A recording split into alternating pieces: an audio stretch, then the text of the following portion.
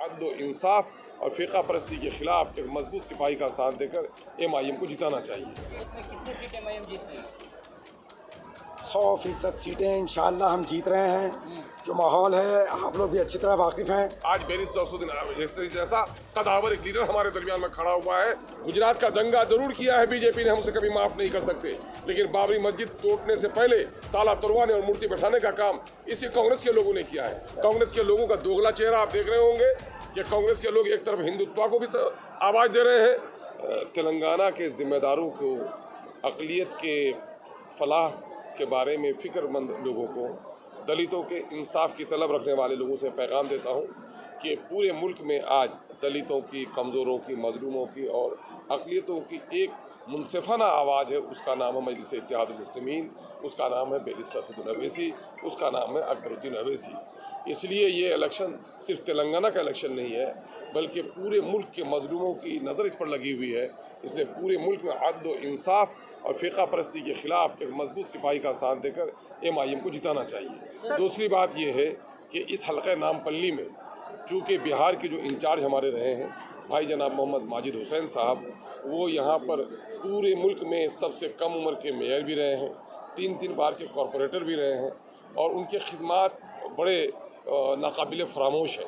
बिहार में पार्टी को भी सींचने में, बिहार से बाहर MIM के फैलाव में उनके कारनामे, चाहे भाई साकिर साहब हैं हमारे, चाहे झारखंड का मसला हो, चाहे यूपी का मसला हो, चाहे राजस्थान का मसला हो, चाहे बिहार में हो, सीमांचल में सैलाब आए तो रिलीफ का काम हो, इन तमाम तर काम में भाई जनाबे मोहम्मद माजिद हुसैन साहब ने बड़ी दिलचस्पी दिखाई है। तो पूरे बिहारियों का फ़र्ज़ बनता है कि उनकी जीत के लिए हम तन मन धन की बाजी लगाएं।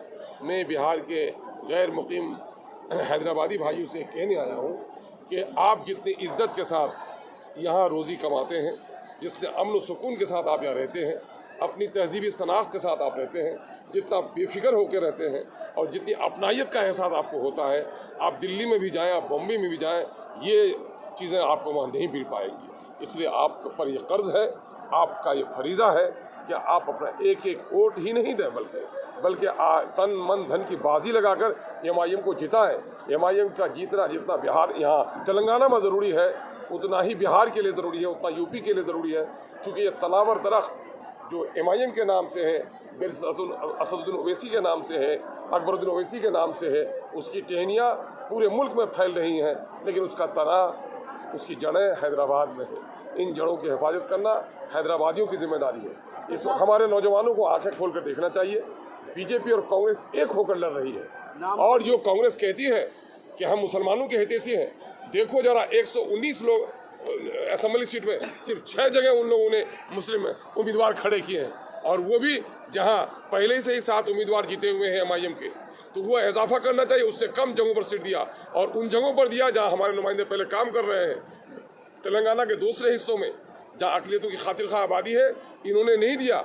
गुजरात का दंगा जरूर किया है बीजेपी ने, हम उसे कभी माफ़ नहीं कर सकते, लेकिन बाबरी मस्जिद तोड़ने से पहले ताला तुड़वाने और मूर्ति बैठाने का काम इसी कांग्रेस के लोगों ने किया है। कांग्रेस के लोगों का दोगला चेहरा आप देख रहे होंगे कि कांग्रेस के लोग एक तरफ हिंदुत्व को भी आवाज़ दे रहे हैं और दूसरी तरफ सेकुलरिज्म की बात भी कर रहे हैं। कांग्रेस वाले तो कह रहे हैं कि आप लोग जो बिहार यूपी में काम कर रहे थे वही हैदराबाद में वही हो रहा है। क्या बिहार में? हैदराबाद, आज मैं समझता हूँ कि हैदराबाद से उठकर यह आवाज़ पूरे बिहार में निकली है। जुनैद का कत्ल हो या सलमा का इज्जत लुटे, किसी शख्स को बोलने की ताब नहीं है। आज जो कुछ नूह जला, अक़लियतों के घर जले, बुलडोजर लगा गए, कहाँ मर गए कांग्रेस के लीडर? क्यों नहीं गए वहाँ खबरगिरी करने के लिए? अगर वहाँ की कोई खबरगिरी कर रहा है तो पूरे बिहार में, पूरे हिंदुस्तान में जो कुछ भी जुल्म हो रहा है, ज़्यादती हो रही है, नाइंसाफ़ी हो रही है, गैर आइनी, गैर दस्तूरी काम होता है, चाहे पार्लियामेंट के अंदर में देश विरोधी, संविधान विरोधी मोदी के फैसले होते हैं, चाहे तलाक बिल की पेशगी का मामला होता है, NRC का मसला होता है, जो हमारा रोल रहा है MIM का, ये किसी का नहीं रहा है। ये ढकी छिपी बात नहीं है। ये लोग अपने पैसे की बुनियाद पर, गोदी मीडिया की बुनियाद पर, खरीदे हुए मीडिया की बुनियाद पर हमें बदनाम करने की कोशिश कर रहे हैं। MIM की जो खिदमत है सबके सामने में जाहिर है।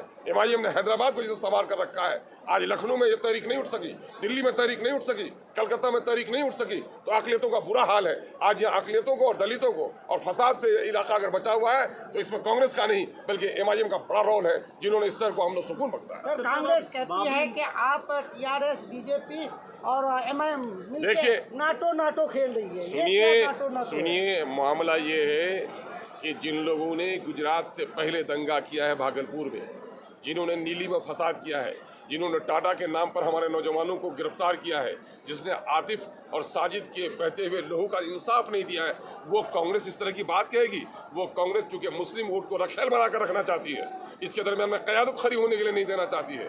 आज बैरिस्टर असदुद्दीन जैसा कदावर एक लीडर हमारे दरमियान में खड़ा हुआ है तो किसी को नहीं भाता, चूँकि वो चाहते हैं कि मुस्लिम अक़लियत को गुलाम बना करके रखें। ऐसा आपका नौजवान होने नहीं देगा। हमारे नौजवानों में गैरत जगी है, मिल्लत के दानिशोरों को फिक्रमंदी हुई है, हमारे मजहबी उलमा उठ खड़े हुए हैं, दलितों को एहसास हुआ है कि यहाँ पर एक ऐसी तंजीम की ज़रूरत है जो आंखों में आँख डालकर दुश्मनों की बात करे और पूरे तौर पर संविधानिक लड़ाई लड़े। और इस लड़ाई लड़ने में बैरिस्टर असदुद्दीन अवैसी के अलावा कोई दूसरा नहीं है। अभी मैं बिहार की बात करता हूँ, बिहार के नौजवान यहाँ पर है। बिहार में 13 करोड़ की आबादी हो गई, जातीय आधारित गणना आ गई है सामने में। 13 करोड़ में 2 करोड़ 31 लाख अगर वहाँ पर है तो मुस्लिम आबादी है। आज देख रहे हैं मुस्लिम माइग्रेंट की तादाद कितनी है उन पट्टियों में बिहार में, जहाँ पर मुसलमानों की ज़्यादा आबादी है, वहाँ तरक्की का कोई काम नहीं हुआ। मुसलमानों की वाजिब हिस्सेदारी 13 करोड़ में 2 करोड़ 31 लाख मुसलमानों की आबादी है और बिहार में 20 लाख नौकरियां हैं। 20 लाख नौकरियों में 3,60,000 मुसलमानों की हिस्सेदारी है, जहाँ सिर्फ 1.5 लाख नौकरी मुसलमानों को दी गई है। 2 लाख नौकरियां इनकी ख़त्म कर दी गई हैं। ये इंसाफ का वही जालिम लोग हैं। किनकी हुकूमत रही? कांग्रेस की हुकूमत रही? किनकी हुकूमत रही? लालू जी की हुकूमत रही और नीतीश जी की हुकूमत रही। ऐसे लोग अगर हमें बदनाम करते हैं उसके बदनामी की कोई परवाह नहीं करते। अब बाबरी मस्जिद की बात कर रहे हैं, कह रहे हैं कि असदुद्दीन ओवैसी बाबरी मस्जिद के हक में आवाज उठाते हैं, लेकिन हैदराबाद में 9 मस्जिदों को शहीद कर दिया जाता है, उस पर असदुद्दीन ओवैसी चुप क्यों रहते हैं? किसने कहा? वो अब जो बहरा आदमी है और जिसकी बीनाई नहीं है, अखबारों में खबर छपे तो बजाय पढ़ नहीं सकता, आवाज उठती तो सुन नहीं सकता, पहले उनका इलाज करा लो। अरे सारा काम जितनी हिकमत और दानाई के साथ बैरिस्टर असदुद्दीन ओवैसी कर रहे हैं, दूसरे की मजाल नहीं है। इन लोगों को पता नहीं है, आपको पता नहीं है कि पूरे मुल्क के दरमियान में जो वकालत वो कर रहा है कोई दूसरा नहीं कर रहा है ना। पूरे मुल्क में तो कर रहे हैं, हैदराबाद में क्यों? हैदराबाद में भी कर रहे हैं, हैदराबाद में भी कर रहे हैं। आपको नहीं देख रहे सेक्रेटरीट की मस्जिद टूटी भी और उससे बेहतर बनी भी, उसके लिए भी काम हो रहा है। ऐसा थोड़ा है कि चुप बैठेगा। जो आदमी ज़ोहद और तक़वा से ताल्लुक़ रखता है, जो टोपी और शरीयत का ख्याल रखता है, मस्जिदों का दर्द हमारे और आपके सीने से ज़्यादा उसके सीने में है। यहाँ की नामपल्ली के जो कांग्रेस के उम्मीदवार हैं वो आरोप लगाते हैं कि MIM बोगस वोटिंग करके चुनाव जीतती है। अरे भाई, वो आप बोगस लोग हैं, बोगस वोटिंग वो करेंगे ही, है ना। उनकी रात कब ढलती है, सुबह कब होती है, कहाँ कहाँ जाकर के मुशरिकाना अमल कर रहे हैं, दुनिया नहीं देख रही है क्या?